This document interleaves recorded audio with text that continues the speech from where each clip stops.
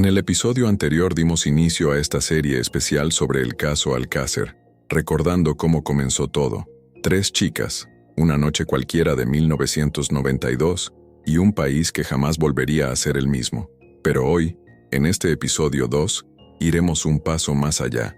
Analizaremos los primeros días de la desaparición, los errores que marcaron la investigación desde el principio y los detalles que muchos prefirieron ignorar. ¿Por qué se tardó tanto en reaccionar? ¿Qué se ocultó realmente en esas primeras horas? ¿Críticas? Acompáñanos en este nuevo capítulo de Enigmas sin resolver, donde cada minuto cuenta y cada silencio tiene un peso. Y recuerda, suscríbete, deja tu like y activa la campanita, porque los próximos episodios revelarán hechos que podrían cambiar todo lo que creías saber sobre Alcácer. En los archivos polvorientos del caso Alcácer, donde los documentos se amontonan entre contradicciones y silencios, hay un elemento que parece querer pasar desapercibido, pero que ha terminado siendo una de las piezas más inquietantes de toda la trama: la moqueta, un objeto común, banal, que con el paso del tiempo se convirtió en símbolo del misterio, de lo oculto y de lo que jamás se quiso revelar. Miguel Ricard, único condenado del caso, fue quien trajo su nombre por primera vez a la historia. En su versión, relató cómo Antonio Anglés encontró aquella alfombra dentro de un contenedor, en un momento que parecería sin importancia, y decidió llevársela para el suelo de la casa de Alborache. Sin embargo, esa acción aparentemente trivial terminó conectando los puntos más oscuros del crimen: Catadau, Alborache y La Romana. Según Ricard, Anglés recogió la moqueta en una de sus salidas, la observó un instante y sin dudar la arrojó en la parte trasera del vehículo. La moqueta tenía manchas, olor a humedad, y aún así él la quería. «Nos servirá», habría dicho. Aquellas palabras en retrospectiva suenan a presagio. Años después, esa misma moqueta aparecería en su declaración como el elemento donde habrían colocado los cuerpos de Miriam, Toñi y Desiree, antes de ser trasladadas y enterradas por primera vez en un lugar desconocido para la justicia: Alborach. Pero ¿cómo puede un simple trozo de alfombra sostener tanto peso simbólico? Porque si Ricard dice la verdad, sobre ella se apoyó la última escena de las niñas. Y si miente, entonces la moqueta fue el decorado perfecto de una historia fabricada. Durante la investigación, este objeto apenas fue mencionado. En los informes judiciales solo aparece citado de manera marginal, sin análisis forense, sin fotografía, sin registro físico. Y eso, justamente, es lo que la vuelve tan perturbadora. ¿Cómo un objeto que Ricard describe con tanto detalle pudo desaparecer sin dejar rastro? ¿Por qué ningún agente lo consideró relevante si estuvo, según los propios testimonios, en contacto directo con las víctimas? Cada vez que se revisan las actas, el silencio en torno a la moqueta parece más intencionado que accidental. Algunos investigadores sostienen que aquel trozo de alfombra era, en realidad, parte de un escenario premeditado, que no fue una coincidencia hallarla, sino una preparación. Anglés, con sus antecedentes de violencia y tráfico de drogas, conocía los caminos rurales y los lugares donde nadie se atrevía a mirar, y ese detalle, esa moqueta improvisada, puede haber sido su forma de controlar la escena, de no dejar rastros visibles en el suelo. Sin embargo, otros creen que su aparición posterior, mencionada años más tarde, fue una estrategia de Ricard para suavizar su propia participación, desviando la atención hacia un objeto que representara la culpa de otro. Lo cierto es que, más allá de las interpretaciones, la moqueta se convierte en metáfora de la manipulación. Cubre lo que no se quiere mostrar, oculta lo que duele, silencia lo que se grita, como si fuera un símbolo físico del encubrimiento que ha acompañado este caso durante más de 3 décadas. Y cuando su nombre aparece en las declaraciones, el ambiente se vuelve denso, casi ritual, porque detrás de ella no solo se esconde el horror, sino también una sensación de premeditación, de ensayo, como si todo hubiese sido grabado o planeado por alguien más. Esa moqueta, recogida del olvido, fue el preludio de una noche interminable, y es ella la que nos lleva a Alborache, ese pequeño punto en el mapa que guarda el primer entierro, el primer intento de desaparecer la verdad. un lugar donde el silencio se confunde con la tierra y los secretos se entierran junto con los cuerpos, porque en Alborache empezó algo que jamás terminó, la historia de una España que aún no puede mirar de frente a sus fantasmas. Alborache, un nombre que hasta entonces no significaba nada, perdido entre caminos rurales, montes secos y casas de piedra, pero desde que Miguel Ricard lo pronunció por primera vez, ese pequeño pueblo valenciano quedó marcado por la sombra de la tragedia. Según su relato, fue allí donde Antonio Anglés decidió enterrar, por primera vez, los cuerpos de Miriam, Toñi y Desiré. Lo describió como un terreno húmedo, fácil de excavar, rodeado de árboles y silencio. Un lugar elegido no al azar, sino con la precisión de quien sabe lo que hace. Y es en ese detalle donde muchos creen que se esconde el verdadero sentido del caso Alcácer. No hubo improvisación. Ricard asegura que los cuerpos fueron llevados en el coche envueltos en la moqueta. Dice que apenas podían con el peso, que la tierra estaba blanda por la lluvia y que todo ocurrió rápido, en la oscuridad. Pero hay algo en su testimonio que no encaja. Nunca logró precisar la ubicación exacta del punto de entierro, como si temiera que volver allí pudiera revelar algo más que huesos. Con el tiempo, se supo que la policía nunca encontró rastros concretos en Alborache, aunque varios vecinos declararon haber visto movimientos extraños en esos días, luces a la distancia, coches que no pertenecían al lugar. El primer entierro de Alborache representa más que un acto de ocultamiento. Es una transición simbólica. Si lo que Ricard contó es cierto, en ese punto los asesinos intentaron borrar las pruebas, pero también sellaron su destino, porque la decisión de mover los cuerpos después, el 6 de enero, Día de Reyes, fue el error que reavivó el misterio. La historia oficial diría que fue la presión mediática lo que llevó a trasladarlos, pero hay quienes sostienen que esa versión es otra capa de la mentira. Alborache fue el principio de la segunda parte del crimen, la parte que no figura en los sumarios, la del miedo. El miedo de quienes sabían algo y callaron, el miedo de los vecinos que nunca se atrevieron a hablar, el miedo de las madres que empezaron a prohibir a sus hijas salir solas. En ese terreno se sembró algo más que cuerpos, se sembró la desconfianza hacia las instituciones, hacia la policía, hacia la propia verdad. El hallazgo posterior en la Romana eclipsó todo lo anterior, pero los que conocen los detalles dicen que el primer entierro fue real, que existieron rastros, que hubo testigos silenciados, que Alborache fue el punto intermedio entre el crimen y la versión oficial, una tierra donde la justicia nunca cavó lo suficiente. Y si esa historia es cierta, entonces hay un dato que no puede ignorarse. Los cuerpos no llegaron a la Romana directamente. Hubo un viaje intermedio, un trayecto que no aparece en los informes, un desvío que conecta lugares, fechas y nombres, un trayecto que, si se reconstruyera con precisión, podría cambiar todo lo que creemos saber sobre el caso Alcácer, porque Alborache no fue solo una tumba provisional, fue el escenario de la primera mentira, y en esa mentira quizás se esconde la llave del enigma. El 6 de enero de 1993, mientras España celebraba el Día de Reyes, una de las fechas más queridas del calendario, se gestaba en silencio la parte más siniestra del caso Alcácer, el traslado de los cuerpos. Según la versión de Miguel Ricard, Antonio Anglés decidió moverlos de su primer entierro en Alborache hacia otro punto, la Romana. Dijo que la razón fue la presión mediática, que los pueblos cercanos comenzaban a llenarse de rumores, que los carteles con los rostros de las 3 niñas estaban en cada esquina. Pero detrás de esa explicación simple, parece esconderse algo más oscuro, porque si realmente temía ser descubierto, ¿por qué arriesgarse a desenterrar 3 cuerpos y transportarlos kilómetros en plena efervescencia policial? ¿Quién lo ayudó esa noche? Ricard asegura que él se negó a participar, que Anglés lo amenazó, lo golpeó y le ordenó callar. Dice que fue su hermano Mauricio quien lo acompañó aquella madrugada y que ambos se llevaron los cuerpos envueltos en la moqueta. La escena descrita por él con voz quebrada tiene un aire cinematográfico y trágico. El sonido del motor, la tierra removida, la oscuridad total, todo mientras el resto del país dormía esperando sus regalos, y ellos, los verdugos, movían a sus víctimas una vez más, como si intentaran reescribir el crimen.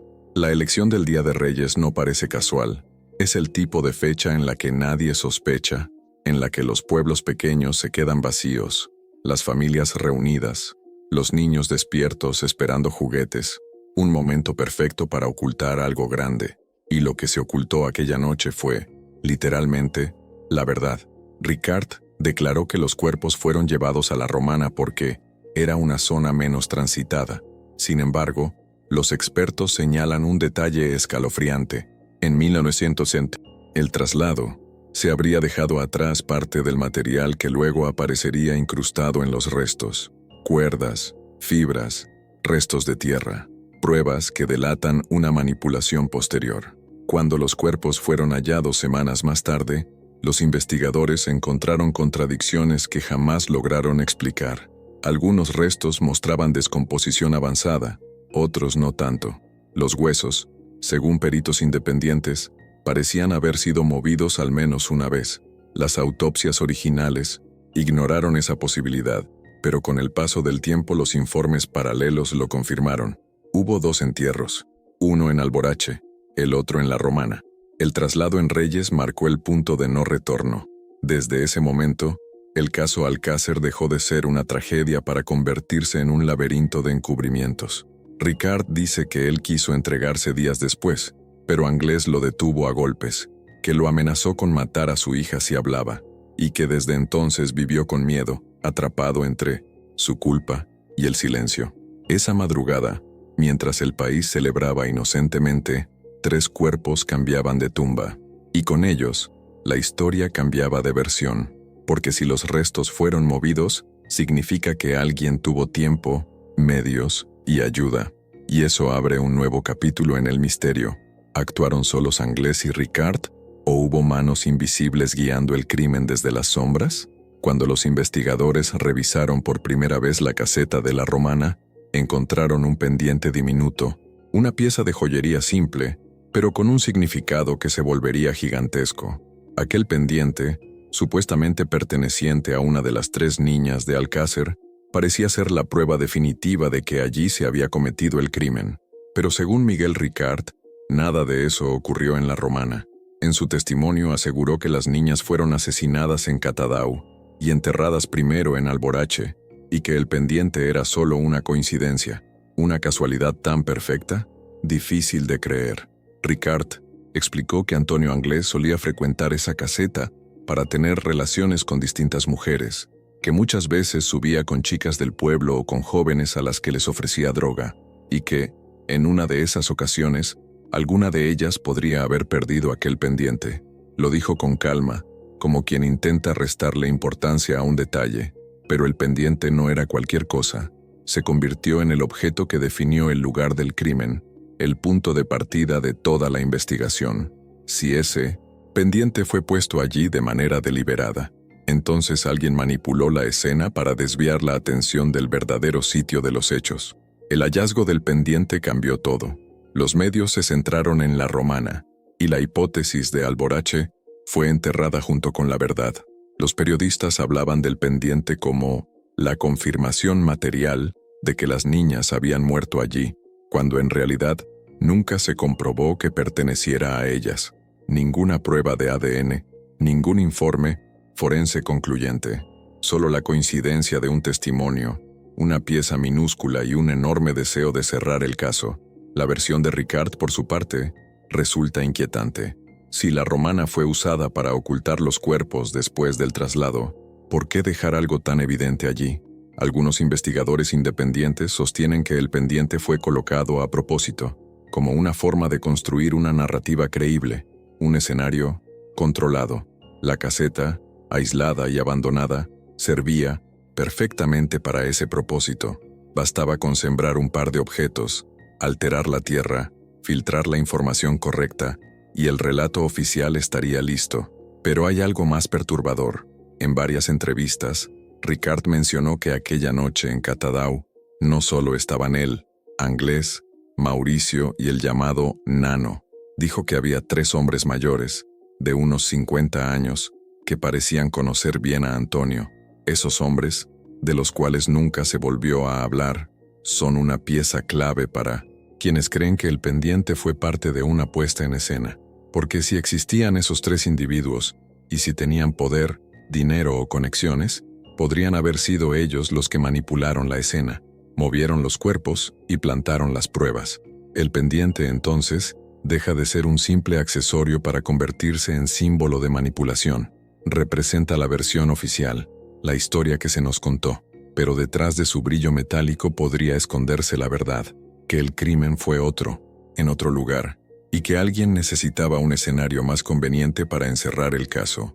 Cuando uno observa las fotos del pendiente en los informes antiguos, parece insignificante, casi frágil, pero en la historia del caso Alcácer, fue el detonante de un desvío monumental, un objeto de apenas unos milímetros capaz de cambiar la historia de 3 niñas, de una familia y de un país entero.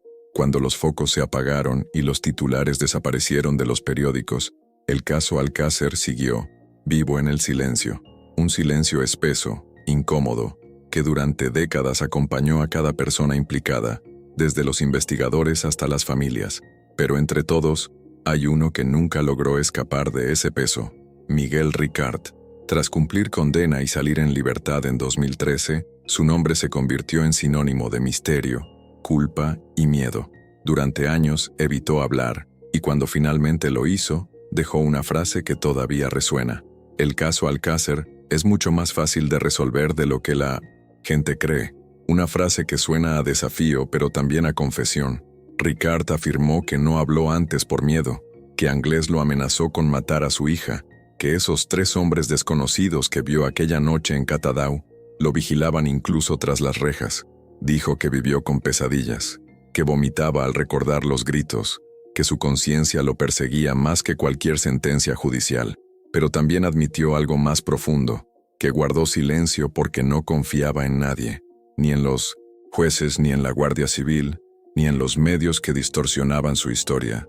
Para muchos, esas palabras son la confirmación de que el crimen de Alcácer fue más grande que sus verdugos, el pendiente, la moqueta, los 2 entierros, los 3 hombres desconocidos.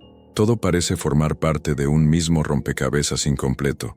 A medida que los años pasan, cada pieza encaja de forma distinta dependiendo de quién la mire. Algunos lo ven como un crimen común, otros como una operación encubierta y, los más escépticos, como una mezcla de ambas cosas. Pero hay algo que nadie puede negar. La manipulación existió. Las pruebas desaparecieron, los informes se contradicen, los testigos cambiaron sus versiones y el expediente se cerró con demasiadas preguntas abiertas. Cuando Ricard habló por última vez frente a una cámara, su voz sonaba cansada, rota, pero firme. Dijo que por fin podía dormir un poco mejor, que había pedido perdón a las familias, que aún soñaba con Miriam, Toñi y Desiree cada noche. No buscaba absolución sino descanso. Y en ese punto, muchos se preguntaron si realmente lo sabía todo, o si aún quedaba algo que nunca se atrevió a contar. Tal vez el secreto más importante lo llevó consigo Antonio Anglés, desaparecido desde 1993, convertido en el fantasma más buscado de España. 30 años después, el eco del caso Alcácer sigue vivo porque nunca hubo cierre, solo versiones.